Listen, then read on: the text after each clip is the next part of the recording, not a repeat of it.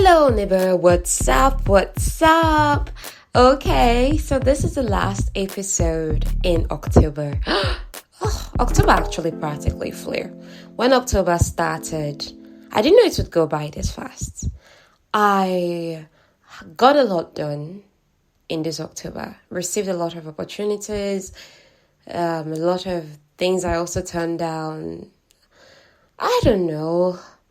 Trying to write about October, talk about October in 1 minute is a lot. And it's a month that I journaled the most for, when you consider that I haven't journaled as much, maybe in 2 months or thereabouts. So being able to document October, take this journey, has just been like, okay. How was October for you? I'm just going to put out in a poll. Like, if October was great, say yay. If it was this, if it was that, I'll just kind of give options. I haven't thought about all of it yet. I mean, October wasn't perfect, but I didn't expect it to be. It was a learning curve, and I'm just super grateful for that. Also, the air totally smells like Christmas. Who else thinks the air smells like Christmas? Oh, so fascinating. Okay, so let's get into the story. Whatever gist there is, we'll be talking the gist as we're telling the story. So today's story is Talk Flatty to Me. Oh, just the name! By Livy Hart. I've actually been looking forward to telling you this one, and I'm excited that it's finally out. I mean, the promotional videos have been out even before I released this, and there'll be more promotional videos coming up later, maybe in 2 weeks or thereabouts. So just look forward to it, okay? And definitely, by God's grace, we should finish the story next Monday. The story starts with Piper, our lead female, like the main character, the girl. She moved back from LA to her parents' house 2 months ago. She had initially gone to LA to pursue her dreams of becoming a voice actress, but she wasn't getting consistent gigs. I mean, freelancers in the house can relate. Moving back into her childhood home was tough. She had to deal with nine, with 1, 2, 3, 4, 5, 6, 7, 8, 9 rowdy brothers. Babysit her pregnant mom, deal with student loan collectors calling her, and on top of all of this, it's not like she had a friend in town that is single, that they can be like, okay, let's go to bar and unwind. Everybody is settling down because it's a small town, traditional. I think she's about 25 or so as of this time of the story. We'll confirm that as the story goes on. She wanted to go the path of career woman, but that one was not working. Money no they come in. She had to come back to parents' house, okay? On top of that, no friend to hang out with and, tell about your woes because everybody's busy raising a family. Okay? Even her immediate elder brother, Caleb, that she's very close to, they're practically like twins, a year apart or so. That one too is married. He's married to one of Piper's close friends from college, and they already have a baby. One cute baby like that, Kat. So one Saturday evening, Piper just went to a bar by herself. She hadn't gone to that bar in years. She went there because she wanted to escape from her family house. So there, she ran into her high school ex-boyfriend, Sam. Her friends in the city called him Hefty because when they broke up, they did not end well. So she went to town. Obviously, you badmouth your ex. Some people do it. So because of that thing now, her friends in the city, they nicknamed him Hefty because they thought of him as trash for what he did to her. The last time that she saw him, he had a boyish build. But you're looking at this guy now, and he's all man, lines, angles, well built. You're like, oh, the years have been kind to this one. Me, what the years bestowed on me is that, okay? So the last time she had also spent time with him after their breakup was at the high school's annual scavenger hunt. She had been a junior and he a senior. And that same night, she had pulled a stunt that nearly got him banned from the town's Catholic church. It was bad. What she had done was she filmed him in his drunkest state, throwing up in a confessional booth at the church, uploaded it on every platform, and tagged everyone she knew. It had gone viral, and 7 years later, it's not still a forgotten memory. Sam was civil, even with all of this. He tried to buy her a drink. She refused. She wanted to return home because she's like, looks like that house I was escaping from is better than being here at the bar with this guy here is uncomfortable. But she reasoned it and said, if I go back home, it's physical stress I'll be subjected to take care of this person, do this one, do that one. But if I stay here, the worst is only disturbing me in my mind. I can just ignore him or something. Eventually, she agreed to let him buy her a drink, so he ordered a drink for her. And then he ordered her favorite drink, Blue Moon or something like that. She was surprised that he remembered that, what she likes to take. So as they took their drinks, he tried to scoot closer to her, like, bring his stool closer. But she just scooting away from him, like, why are you coming close? Then he just struck up a conversation and said, that your brother Caleb mentioned that you are permanently back in town. So look at the thing here. That time that Piper and Sam's relationship ended, that time they were dating and broke up. But the bromance, because this Sam person is Caleb's best friend, like Piper's brother, that her elder brother that is older than her by 1 year. He and this Sam guy, they're best friends. But when Piper and Sam, their relationship ended, he went south now. So did the relationship, that bromance between Sam and Caleb. And it had remained that way for years, like 6 years. They didn't speak to each other because of Piper. However, a year ago, the boys reconnected, like Sam and Caleb, or rather the men, they're men now. They had reconciled, but brother and sister, Piper and Caleb, they're like, we don't talk about Sam. I was trying to go for that. We don't talk about Bruno, no. We don't talk about Bruno. So she had been back in town for 2 months, but never asked any questions about him. Her brother didn't offer any information. Honestly, Piper felt guilty for getting between their relationship. Her brother Caleb was the oldest, and he had always been the responsible one, like he's her mother's first child. Piper is the second child. But with Sam, that's over-responsible boy, he got to have fun, be carefree. So he had many special memories with Sam.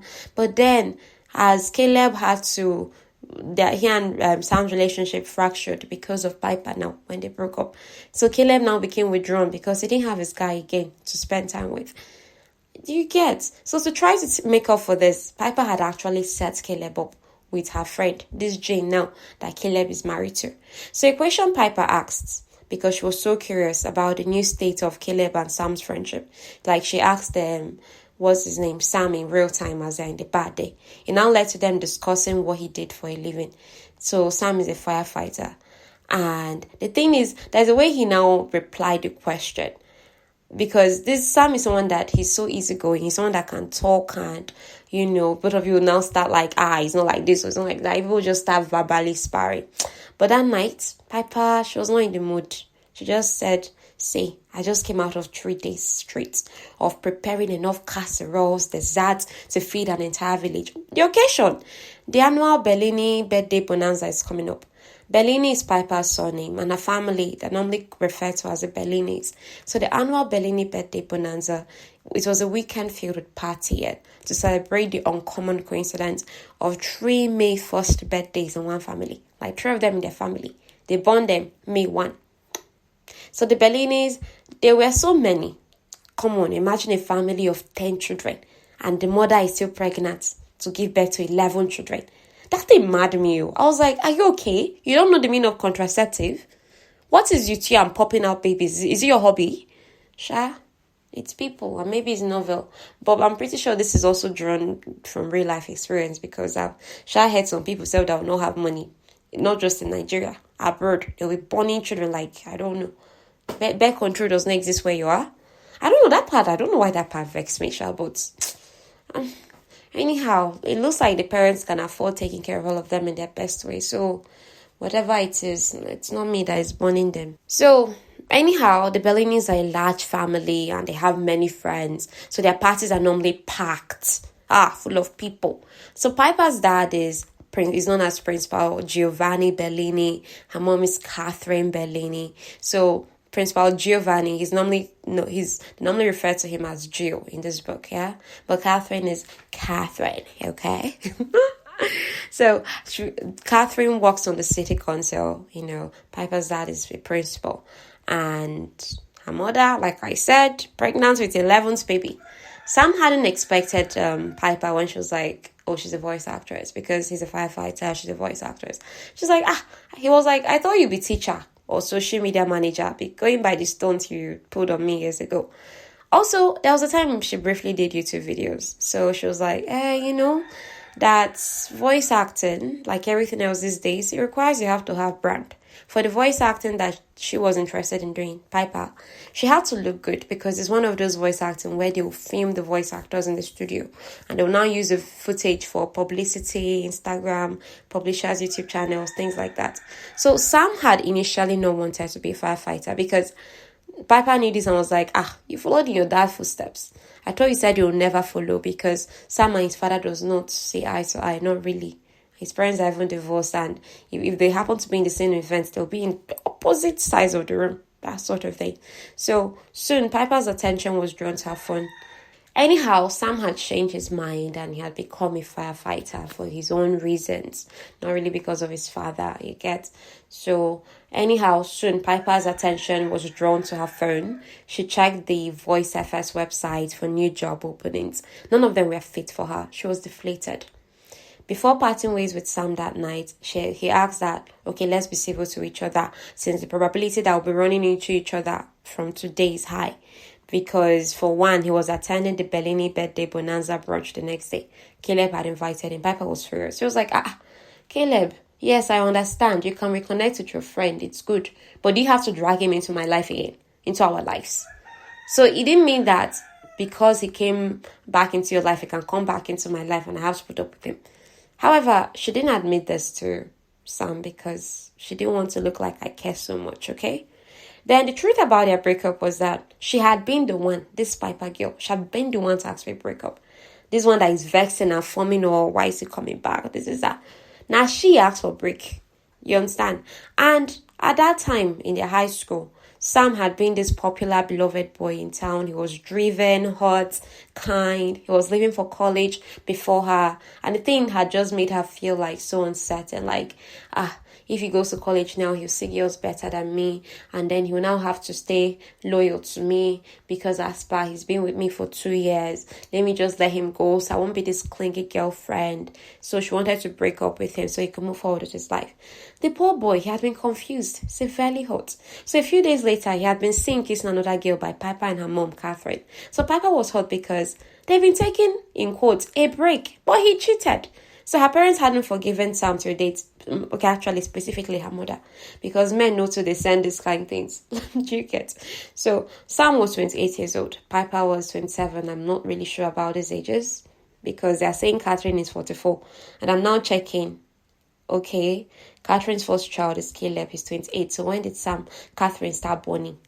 Like start giving birth to children. Let's calculate it, Sha. So 44 years old subtracted by 28. She couldn't have started giving birth at 16 now. So I will confirm the ages again. Look at the thing here. This was the first time Sam would also be showing up at the Bellini's house since the time he and Piper broke up 6 years ago. So you understand? Or 7 years ago it was at the time of this story. He has not come to the house. And funny enough, this is a house that used to be his second home. Piper's dad was like his second dad, had more time for himself than his dad. It was the man, Gio, that taught him how to fix his first car. And that had taken up 6 Saturdays, but the man hadn't complained. Piper's mom, Catherine, used to feed him as if Sam were her own son too. And she used to hang a Christmas stocking for him annually. But after he and Piper broke up, she probably burned the thing. So Caleb had been the one who told Sam, Piper is in that bar. So Sam had actually gone to that bar. So he hadn't actually bumped into her coincidentally. He was there on purpose to try to reconcile with her, but it had not gone well. But at least she'd been warned that she would see him at the birthday brunch. Then the craziest thing happened as he showed up there at the birthday brunch.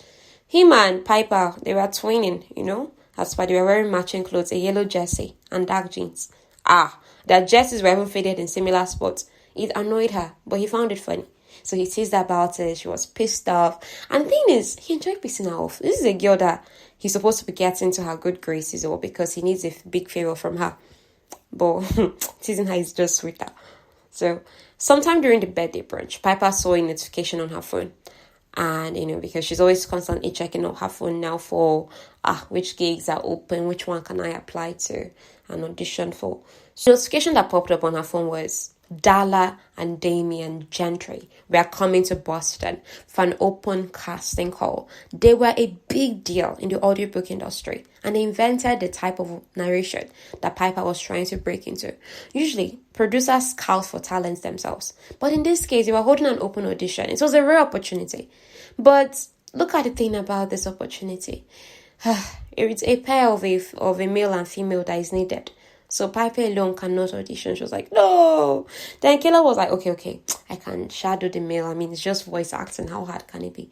Piper is like, even if I could train you, you have too much going on.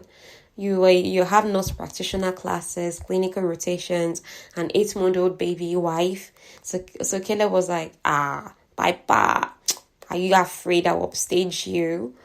Sam was like, you that sound like congested Mark Wahlberg. In reply, Caleb was like, we can't all have your deep voice, Mr. February. So Papa was like, Mr. February? For the Merrifield Counter Firefighters calendar, Sam had posed with a picture with a heart-shaped box full of puppies or kittens, something like that. And it had sold out in 12 minutes. It was for charity on Valentine's Day. And the whole thing embarrassed Sam, but apparently made him a local celebrity because people are like, oh, so adorable, holding puppies, fine man, this kind of thing. So they returned to talking about what Piper would do about the audition thing. She needed a male. So on impulse, Sam was like, okay, let me help you. It was his way of showing her family that he wasn't a villain, like they all have painted him to be all these years. Piper was shocked that he actually wanted to help her. But then her mom walked into the kitchen and Sam got nervous because she's actually the one who really has issue with him in the family, Catherine Bellini. So Piper enjoyed watching Sam, confident Sam, lose his swagger in front of her mom. So for 6 years, Piper's mom had been icy to Sam because of Piper, who still hated Sam. A few minutes later, Piper's phone, the one that she needs to stay updated on new job postings, the thing crashed to the ground, the screen broke. The phone was uninsured. It would cost hundreds of dollars that she didn't have to fix it. So all these things were making her desperate. It was 4 days away from the audition. Piper, she was like, I can't make it, just forget it. So she felt that Sam offering to help her is just because he felt sorry for her. She's like, I don't want to take that kind of help. I have my pride, Then, as if that wasn't bad enough, Piper is reeling. This guy came into my life, my phone crashed. Her 6-year-old brother innocently just came into the room and was like, hey Sam, come play video games with me. So Piper was like, hey, you've not seen him in years. Then the Nico guy, her 6-year-old brother was like, what are you talking about? We play video games all the time at Caleb's house. She was like, all the time? It made Piper feel betrayed, as if all her family is secretly surrounding Steven Sam back into the fold again without her knowledge, that sort of thing. So it's like, okay, again, I get you and Caleb can be chummy, but do you have to involve all my brothers? And look at the thing here. Piper is the only girl. She's the only daughter her mother gave birth to. So it's only boys around her. Her and 9 brothers. And it gets worse. Sam is the godfather of Caleb's daughter, the cat, small cat girl, K-A-T. Piper was enraged. She was like, Caleb, why didn't you tell me? Caleb was like, wait, what was it like? Why am I making a big deal out of this? I'm telling you now. So before Piper knew it, she was yelling. Because what is all this? Why is everything not working out? And this Sam, he's back in the life. This one, that one. Caleb was like, Piper, chill. And then the party got chaotic. I mean, it's already a Bellini's party with how many children running around. There was so much going on that I'm not going to talk about. You can read the novel and find out if you want. But next thing, Nico now ran into the room. That same 6-year-old brother that reviewed that they used to play game with Sam all the time. And then he was with a knockout. You know knockouts now that we used to blow and throw during Christmas. That time we were small. I don't know what I'm saying. I hardly ever threw that thing. I was always so scared of it. I think I threw it only once or twice in my entire childhood. Even till now, I don't know how well I'll do it. I beg. You get. So Nico carried knockout. That thing now that once you light up, you throw it out. You now do ba ba ba. I mean, or sometimes 5, depending on. But the most common was that 3 times 1. I know it has a spark thing. Yeah. So that's what Nico carried to run inside room, and it was lit. You understand? He was like, hey. So as everybody said, they're like, oh my God. Next thing, the thing now do in Nico's hand. He now threw it. The thing now fell. Now landed on cotton. Like I said, it sparks. So the fire now caught the cotton. The cotton now started a fire. So it started a lot of commotion, trying to get the children away. Nico explaining that he did not know. He thought that the knockout was a sparkler. You know sparklers now. We also had that during Christmas. That one that you light up. It now starts sparkling and start burning down from the top, pretty lights like stars onto the end. So that's what Nico thought it was. That he didn't know it wasn't that. Yes. So, and then the 4-year-old twins, they were now striking in excitement at the commotion, like, oh, fire! Children. See, having children in commotion is not a good thing. So Sam dived into firefighter mode, started finding extinguisher. The first extinguisher he found in the house was not working. Had to run to his car and get the extra one he had there. He now used it and put out the fire. He now looked like a hero because he now said, okay, I have blood pressure kits. I have this one for 8 kids. So look at the thing here. Sam is now looking like hero. Why Piper? She had vomit that Caleb's daughter Kat, because she was carrying Caleb's daughter. So the little girl had vomited on her shoulder, like vomited down her back. So the vomit was dripping down her back. Such an uncool moment for her. So 2 days after the birthday brunch, Piper finally caved in. Because, she really needed help. I mean, she had just maybe spent her last money to fix her phone. And she's like, okay, I need this guy's help. So she now went to the fire station and said, so Sam, remember your offer to help me. So this is what it requires. She had come with coffee, as far, okay, I brought you something. But he didn't need the coffee, considering he'd been away for 36 hours. And taking more coffee is unwise. But he didn't tell her all those things. She just took the coffee and said thank you because she had made efforts. So about what was required, it was a recorded audition in a studio. They had to go to a studio for the audition, Studio 7. Now, if they got to be picked, they'd have to schedule a home and studio recording. Piper had a home recording set up in her closet. Then for publicity footage once, they'll film it in producer's studio. As for the kind of story they'll be reading, Piper assumed it to be a thriller since it was the in thing that was selling. Then it occurred to Sam that, now that this girl came to me for help, this is a perfect opportunity to ask her for my own favor. You get. And what he wanted was for Piper to convince her city councilor mother to drop the grudge she held against him and publicly endorse his mayoral campaign. It was true that Piper and Caleb were both children of the same mother, Catherine, and you can say, Caleb can ask her. But the truth is, the person's opinion that Catherine would actually value, given the situation of things now, is Piper's own, not Caleb. So that's the thing. It's Piper now that Sam has to ask her mother to endorse him because he's running for mayor. So after Piper finished telling Sam everything that was involved, she was now looking at him with this scared look like, please don't reject me, or please help me. And that was when Sam truly saw that, Piper really thinks I'm a cold person. She really doesn't like me. She really doesn't trust me. Does she think I'm that bad? So he was like, okay, I'm not going to tell her about what I want yet, okay? Because even if I tell her about what I want, if we strike up this deal of scratch my back and I scratch yours, but we don't even get past the audition, we are rejected from the audition point, and she still has to help me, she might even grow more bitter.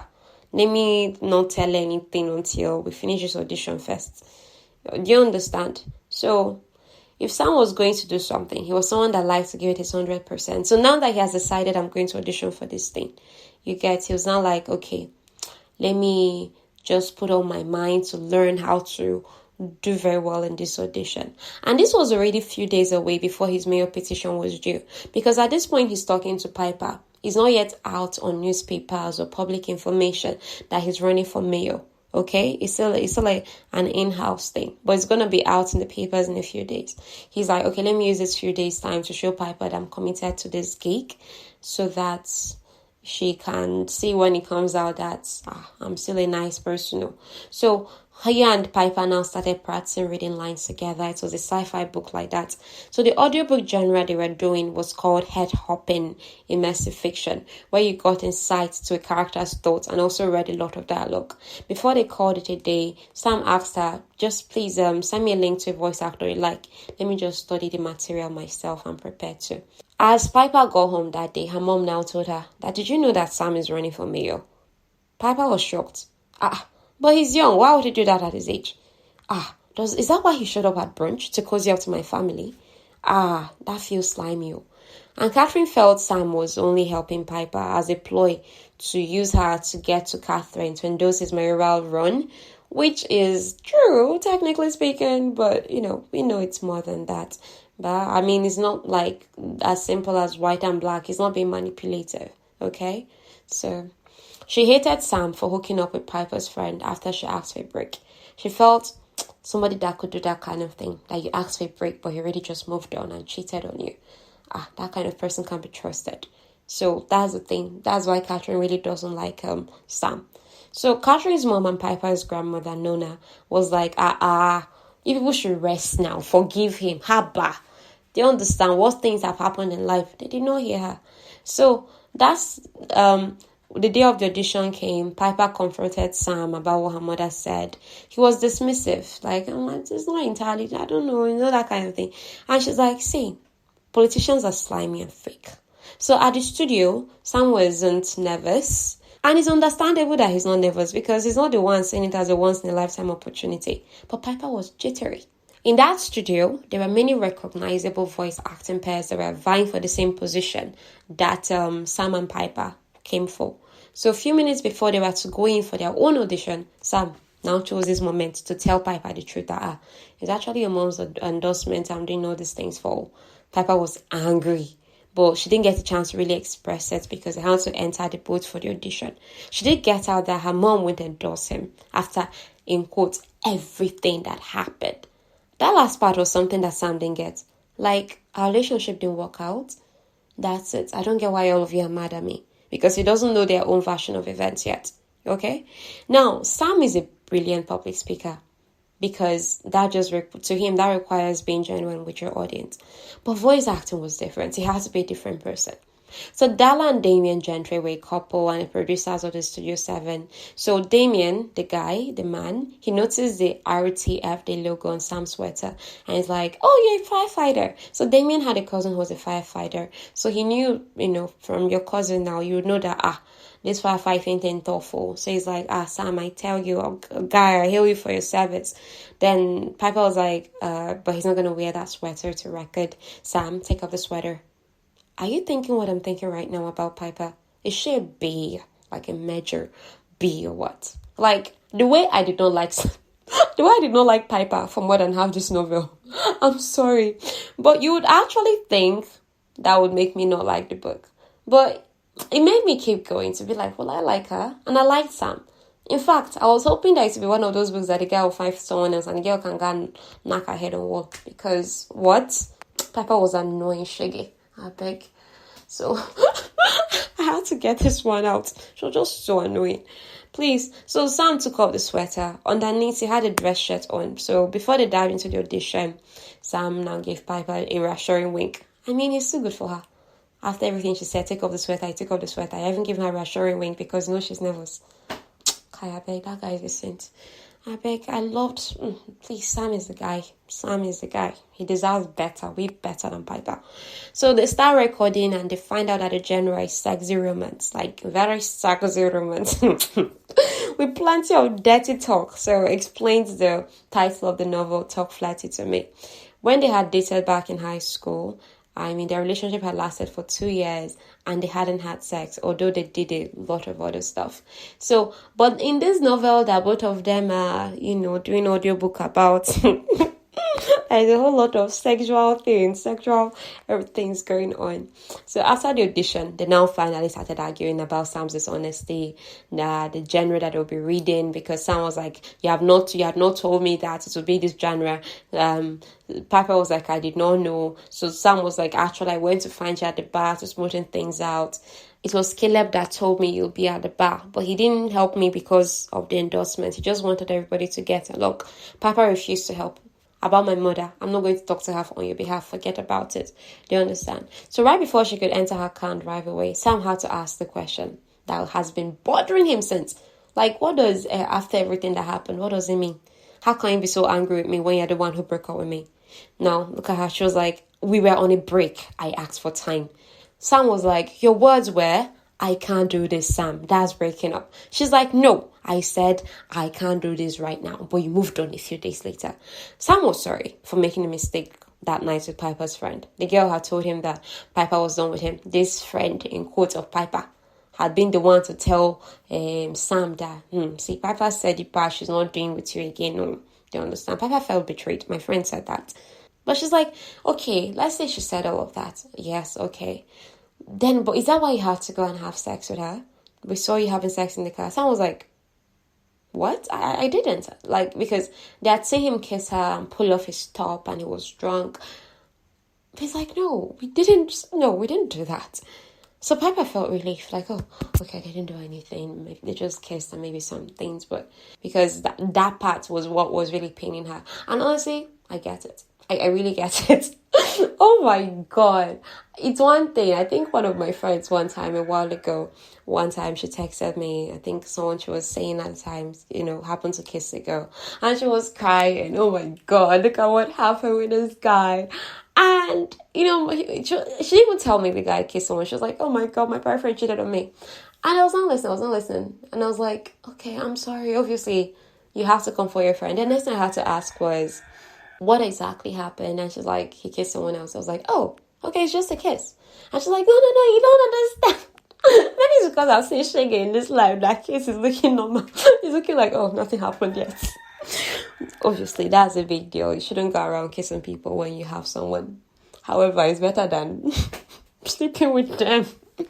So this is just my 2 cents, Jerry. All of them are bad, but But given this particular situation, the guy did not do anything wrong, sha. I mean, he's not supposed to have kissed someone a few days later, sha. That thing can hurt. But so for 6 years, you're overreacting. You too, ma, you did bad, very bad.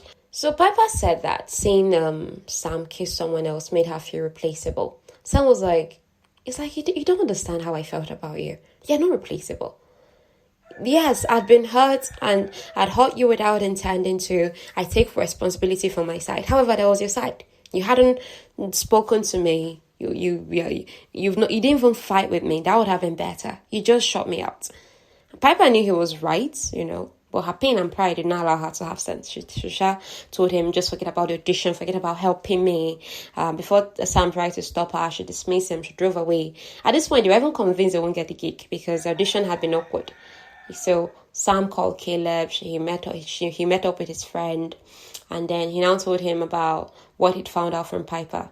Caleb, why didn't you say anything? You knew for years that it was a misunderstanding, but you stayed out of it. In Caleb's defense, he's like, Sam said it was over. Like you said it was over. And Piper, in typical Piper fashion, did not even tell him anything. So he was not even sure about the misunderstanding or how he could have cleared it. And honestly, the best thing in this kind of situation, if you're a middleman, is stay out of it. Then he and Sam had traveled to their separate colleges, a few weeks later after the whole thing.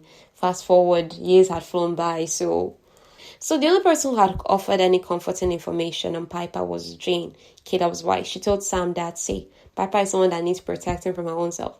She has a difficult time owning up to her feelings until they have her in a chokehold. So this information that Jane shared with Sam should have been helpful. But at this point, he's like, guy, even what you're saying, does it even really matter? Sam, yes, Piper is not the type that opens up her hair. It doesn't matter. She hates me. She wants to stay out of my way. I want to stay out of her. She was like, Jane looked at him and was like, yeah, right, both of you, okay.